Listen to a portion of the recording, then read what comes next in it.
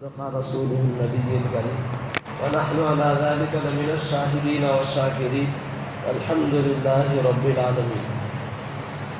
عزیز بھائیو، بزرگ و دوستو، اللہ رب الجلال کا بے پناہ انعام اور احسان ہوا۔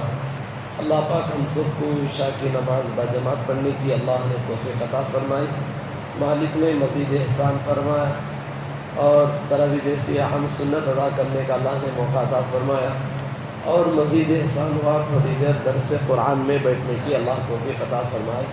دعا فرمائیں جتنی باتیں کہی جائے، کہنے والا بھی محتاج ہے، سننے والے بھی محتاج ہیں۔ اللہ پاک ہم سب کو زیادہ سے زیادہ عمل کرنے کی توفیق عطا فرمائے۔ عزیز ساتھیو، سورہ آل عمران کا تذکرہ چل رہا تھا، 200 آیات ہیں۔ اب اس میں مدنی صورت ہے۔ یہاں پارے نمبر 3 کے آخر میں ایک آیت ہے، اللہ فرماتے ہیں ان الذین کفروا وماتوا وهم کفار فلن يقبل من احدهم ملء الارض ذهبا ولو افتدى به۔ ہم لوگ ایک دنیا ہے، ایک آخرت ہے۔ ہم لوگ جس طرح دنیا کو سمجھ بیٹھے ہیں ایسے بھی آخرت بھی ایسے ہی کریں۔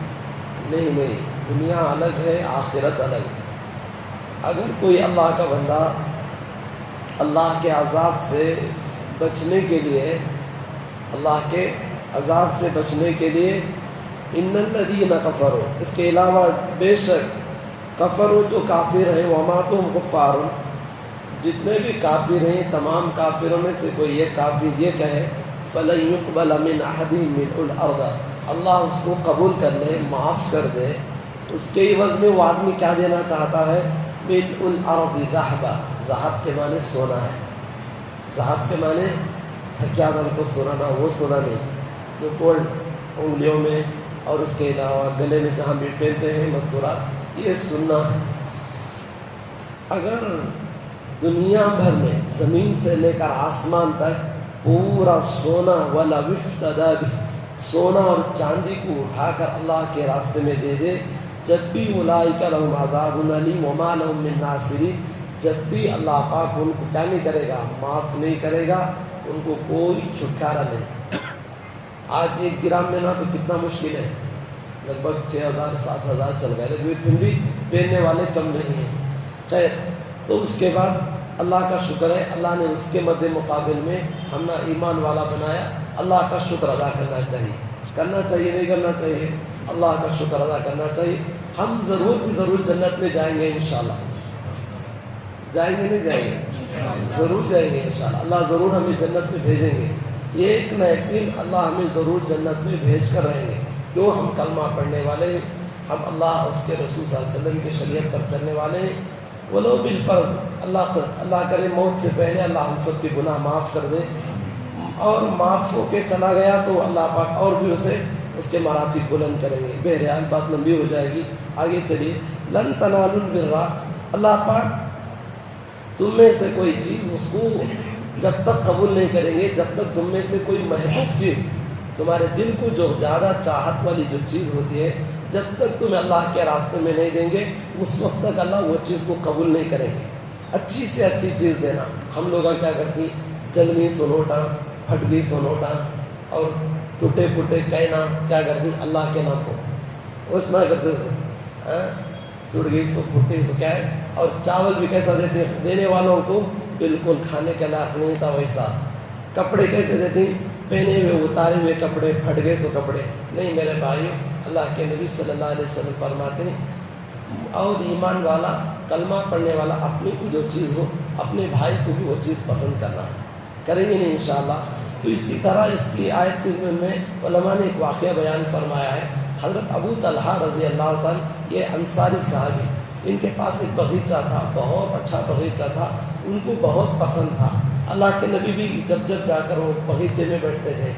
جب یہ آیت نازل ہوئی فوراً حضرت ابو طلحہ آئے، اللہ کے نبی صلی اللہ علیہ وسلم، میرے پاس جو باغیچہ ہے میں اللہ کے راستے میں، مجھے بہت پسند ہے یہ باغیچہ، میں اللہ کے راستے میں دے دینا چاہتا ہوں۔ اللہ کے نبی صلی اللہ علیہ وسلم نے فرمایا، ایسا کرو، تم عام مسلمانوں کو دینے سے اپنے رشتہ داروں کو، قرابت داری والوں کو دیا کرو۔ بات سمجھ میں آ رہی؟ ایک ہے صدقہ دینا عام مسلمانوں کو، اور ایک اپنے خاندان میں ڈھونڈ کر دینا۔ اپنی کیا ہے، بھائی بیمار ہے اور کوئی بہن محتاج ہے اور ایک پھپھو کوئی بیوہ ہے اور کوئی خالہ ہے وہ پریشان ہے، ایسے اپنے رشتہ داروں میں کیا کرو، اس کو تقسیم کیا کرو کر کے اللہ کے نبی صلی اللہ علیہ وسلم ترغیب دینے لگے۔ اس کے بعد ایک درمیان میں ایک بات یاد آئی، تو اکثر ایک واقعہ لکھے ہیں، حضرت امام ابو حنیفہ رحمۃ اللہ علیہ کا دور تھا۔ اس سے پہلے ہم نے سنائے تھے 4 امام ہیں، ایک امام ابو حنیفہ، امام شافعی، امام مالک، امام احمد بن حنبل۔ امام ابو حنیفہ رحمۃ اللہ علیہ کا دور تھا۔ اس وقت میں ایک آدمی کیا کیا، موت کے وقت میں وصیت کر کے پڑا۔ کیا وصیت تھی؟ ایک چٹھی میں، اور کیا کیا، سونا تھا، پیسے تھے، بہت سارے بینک بیلنس تھا، پوری کی تجوری بنا کر کیا کر لیا، دے دیا، دو مشتاق میں رکھ لو گے، مثال کے طور پر سمجھ میں بات، دے دیا۔ اس میں چٹھی میں کیا لکھا تھا، جو تمہیں پسند ہو وہ رکھ لو، جو تمہیں ناپسند ہو اپنے بچوں کو، میرے بچوں کو دے دو، میرے بچے چھوٹے چھوٹے ہیں، یہ بالغ ہو جائے، 15 سال کراس کر جائے، جب کیا کرو اپنے بچوں کو دے دو۔ اب اس کے بعد یہ وہ آدمی کا باپ کا انتقال ہو گیا، یہ آدمی اپنی تجوری گھر میں رکھ لیا۔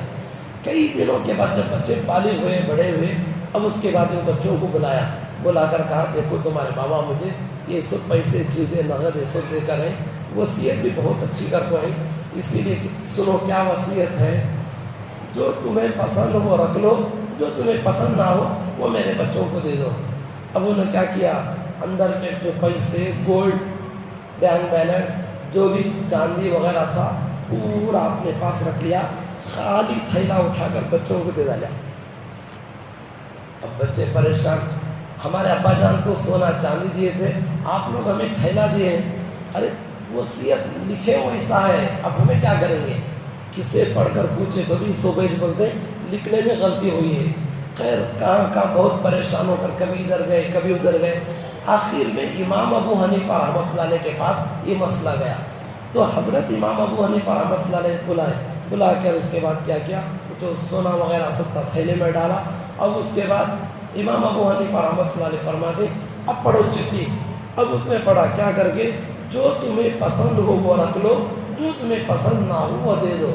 اب اس کے بعد حضرت فرمانے لگے، اللہ کے نبی صلی اللہ علیہ وسلم کی حدیث ہے، جو تمہیں پسند ہو، جو تمہیں اچھا لگے اپنے بھائی کے لیے بھی وہی پسند کرنا، اسی لیے سونا بچوں کو دو، تھیلا تمہیں رکھو۔ بہت شاندار فیصلہ کیا امام ابو حنیفہ رحمۃ اللہ علیہ۔ بہرحال اسی لیے یہ آیت میں بیان کیا گیا، جو ہمیں پسند ہو اللہ کے راستے میں دینا چاہیے۔ اس کے بعد اِنَّ أَوَّلَ بَيْتٍ وُضِعَ لِلنَّاسِ لَلَّذِي بِبَكَّةَ مُبَارَكًا، یہاں پر حج کی آیت شروع ہوتی ہے۔ خدا نے پوری دنیا میں سب سے پہلا جو گھر ہے وہ کعبۃ اللہ ہے، اللہ نے مکہ بنایا، اور دوسری کتابوں میں مکے کی جگہ لفظ مکہ آیا ہے با کے ساتھ۔ بہرحال تو فی آیات بینات مقام ابراہیم، یہاں پر آپ ماشاءاللہ کون اس میں اللہ کے گھر کو جا کر ہیں، ماشاءاللہ اللہ ان کو قبول فرمائے، بار بار قبول فرمائے، جو نہیں جا کر ہیں اللہ ہمیں بھی اپنے پاک بارگاہ میں حاضری کو قبول فرمائے، آسانیاں پیدا کرے۔ اللہ کعبۃ اللہ کے گھر، کعبۃ اللہ کے سامنے ایک پنجرے کے شکل میں مقام ابراہیم ہے، وہ ابراہیم علیہ السلام کے قدم کی جگہ ایک پتھر، 2 پتھر، ایک اندر ہے اور ایک حجر اسود کر کے وہ جنتی پتھر، وہ 2 پتھر جنت سے لے کر آئے جبرائیل علیہ السلام۔ جب باپ بیٹے دونوں کعبۃ اللہ کی تعمیر کر رہے تھے، اب نیچے سے اوپر تک جانا، وہ زمانے میں چیراں، اسٹولاں کیا بھی نہیں تھے۔ دیکھو زمانہ کتنا ترقی ہوتا کہ ہم نہ بات سمجھانے ہوتا آسان، 50 سال 100 سال پہلے علماء کو بڑی دقت ہوتی تھی یہ بات کو سمجھانے کے لیے۔ وہ پتھر آٹومیٹک اوپر ہو جاتا، نیچے اترنا تو وہ پتھر کیا ہو جاتا، چھوٹا ہو جاتا۔ اب تم نہ سمجھانے کے لیے لفٹ آ گیا، آیا نہیں آیا ماشاءاللہ، لفٹ میں اندر جاؤ، 12 مالا 100 اور کتنے تمہیں اوپر جانا ہے، نمبر دبا دیے، 2 لحظے میں آن کے آن آپ اوپر چلے جائیں، جاتے نہیں جانتے۔ اللہ نے وہ پتھر کے اندر وہ صلاحیت رکھی، ابراہیم علیہ السلام جب پتھر پر کھڑتے اوپر جانا ہو وہ پتھر آٹومیٹک اوپر ہو جاتا، جب نیچے اترنا ہو پتھر نیچے ہو جاتا۔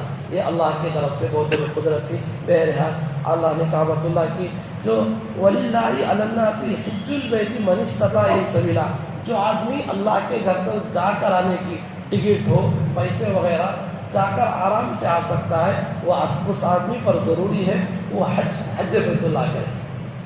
اللہ کے نبی صلی اللہ علیہ وسلم ایک حدیث میں بیان فرماتے ہیں، جو آدمی اپنے پاس وسعت ہے، ہمیں اکثر کیا کرتے ہیں جے کئی کچھ جاتے ہیں حج کو، بچہ کے چنگ شادہ کر دال کو، اس کے بعد گھر بنا دال کو، سو کے بھی پورے کاما گیما ہو جائیں گے، اس کے بعد جاتے چھوڑو حج کو، اب بیچ کہیں کو جاتے ہیں، سمجھ نہیں بات، ان کے ایک محاورہ ہو، غلط ہے صحیح ہے واللہ عالم، بلی کیا ہے سوچ میں کھا کو حج کو گئی کہتے، سمجھ نہیں بات، وہ سب نہیں کرنا ہم لوگ۔ جوانی میں عبادت کرنا سے، کب کرنا سو جوانی میں عبادت کرنا چاہیے۔ جو آدمی طاقت ہونے کے باوجود حج نہ کرے، اللہ کے پیارے حبیب صلی اللہ علیہ وسلم فرماتے ہیں وہ آدمی یہودی ہو کر مرے یا نصرانی ہو کر مر جائے، کتنی بڑی بات۔ اسی لیے جس آدمی کے پاس حج کو جا کر آنے کی طاقت پیسے ہو، فوراً ہم کیا کرنا، حج بیت اللہ کی جو سعادت ہے اس کو ادا کرنے کی کوشش کرنا کریں گے انشاءاللہ۔ اس کے بعد اور ایک آیت ہے بازو میں، وَأَمَّا الَّذِينَ ابْيَضَّتْ وُجُوهُهُمْ فَفِي رَحْمَةِ اللَّهِ يَوْمَ تَبْيَضُّ وُجُوهٌ وَتَسْوَدُّ وُجُوهٌ۔ کل قیامت کے دن اچھے اعمال کر کے جیسے اللہ چاہتا ہے، رسول اللہ جیسے چاہتے ہیں ویسے اعمال کر کے کل قیامت کے دن گیا، اس کا چہرہ چاند کی شکل کے جیسا خوبصورت ہوگا۔ جس کے اعمال خراب ہیں، خبیث ہیں، برے ہیں، کل قیامت کے دن اس کا چہرہ ویسا کوئلے کی طرح کالا پڑ جائے گا۔ اسی لیے ہمیں نیک اعمال کرنے کی کوشش کرنا چاہیے، اچھے اعمال کرنے کی کوشش کرنا چاہیے۔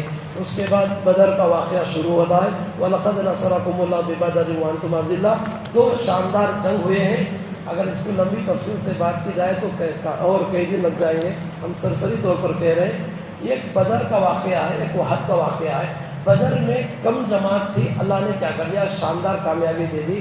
احد کے اندر تعداد بھی زیادہ تھی لیکن مسلمانوں کی کامیابی نہیں ہوئی، 70 صحابہ ایک چھوٹی بھول کی وجہ سے شہید ہو گئے۔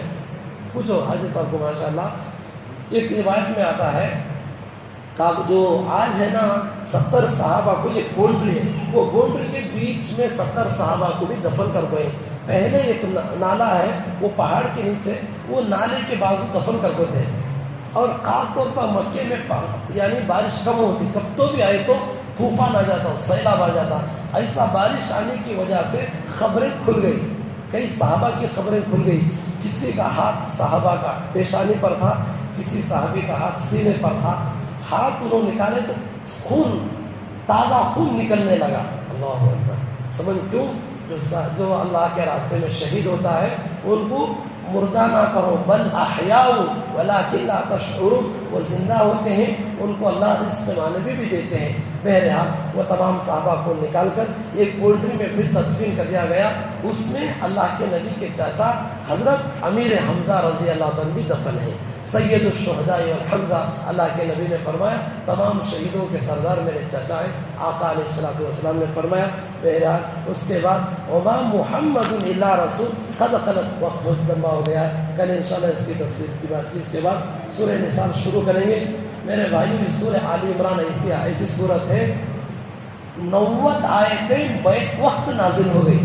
اس میں یہودیوں کا اللہ کے نبی صلی اللہ علیہ وسلم کو آپس میں بات چل رہی تھی، یہود و نصارہ اللہ کے نبی کو سوال کرتے تھے، 90 آیتیں بیک وقت نازل ہوئی سورہ آل عمران میں۔ دعا فرمائیں جتنی باتیں کہیں گئی سنی گئی، اللہ مجھے بھی عمل کی توفیق عطا فرمائے، آپ کو بھی عمل کی توفیق عطا فرمائے۔